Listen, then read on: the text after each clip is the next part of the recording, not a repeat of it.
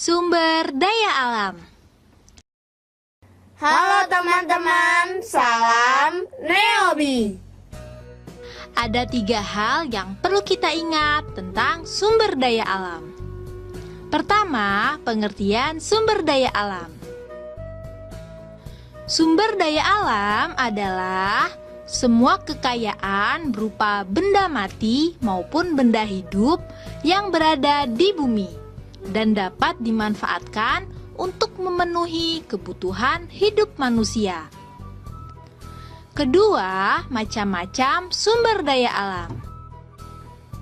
Teman-teman, macam sumber daya alam atau SDA itu ada 3 loh, yaitu berdasarkan jenis, berdasarkan sifat, dan berdasarkan proses. Berdasarkan jenisnya ada sumber daya alam hayati dan non-hayati. Apa ya perbedaannya?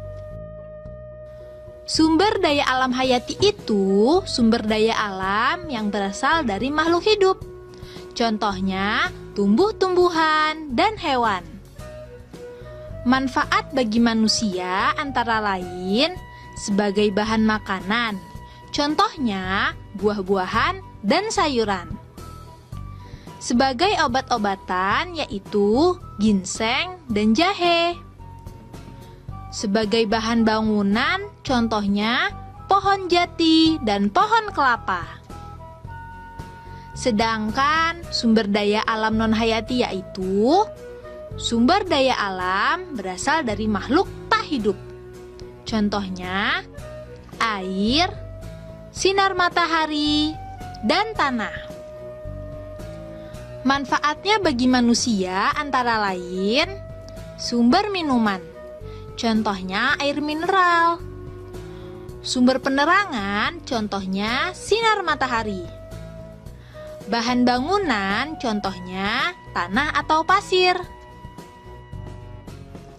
Selanjutnya, kita akan membahas sumber daya alam berdasarkan sifatnya. Ada sumber daya alam yang terbarukan dan sumber daya alam tak terbarukan. Sumber daya alam terbarukan adalah sumber daya alam yang dapat disediakan kembali setelah habis digunakan. Sumber daya alam terbarukan mempunyai sifat pulih kembali. Dengan sifat pulih tersebut, sumber daya alam dapat terus digunakan. Contohnya, air, tumbuhan, dan hewan. Air termasuk terbarukan karena selalu mengalami pembaruan. Pembaruan tersebut terjadi melalui siklus air. Tumbuhan dan hewan merupakan sumber daya alam terbarukan karena mengalami pembaruan juga loh. Pembaruan tersebut terjadi karena tumbuhan dan hewan dapat berkembang biak. Sumber daya alam tak terbarukan adalah sumber daya alam yang sulit disediakan kembali setelah habis digunakan. Sumber daya alam tak terbarukan sifat pulihnya sangat lama. Untuk penyediaannya pun perlu proses yang panjang, seperti pengeboran, pengolahan, dan lainnya. Sehingga apabila telah habis terpakai, sumber daya alam ini sulit disediakan kembali. Oleh karena itu, pemakaiannya harus dihemat ya. Contoh sumber daya alam tak terbarukan antara lain batu bara dan BBM.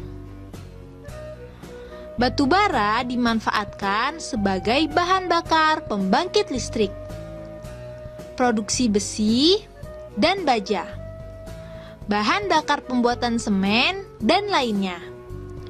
Sedangkan BBM itu bermanfaat sebagai bahan bakar kendaraan, bahan bakar kompor, dan lainnya.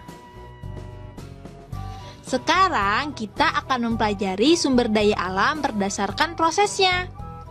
Apa saja ya?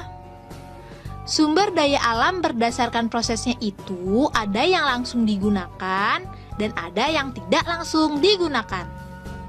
Sumber daya alam langsung digunakan artinya sumber daya alam yang bisa dikonsumsi tanpa perlu teknologi.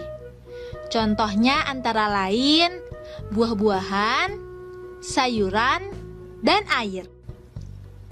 Sumber daya alam tak langsung digunakan artinya sumber daya alam tersebut baru bisa dikonsumsi setelah diproses dengan teknologi. Contohnya minyak bumi, batu bara, minyak goreng, dan lainnya. Ketiga, sumber daya alam dipengaruhi oleh lingkungan. Kondisi lingkungan sangat mempengaruhi keberadaan dan kualitas sumber daya alam. Lingkungan yang terawat membuat sumber daya alam berkualitas baik. Contohnya, air sungai yang bersih dan ikannya sehat. Sedangkan lingkungan yang tercemar membuat sumber daya alam berkualitas buruk. Contohnya, sungai yang tercemar, airnya menjadi kotor dan ikannya mati. Nah, itu tadi beberapa hal yang perlu kita ingat. Diingat-ingat ya. Be smart, be happy.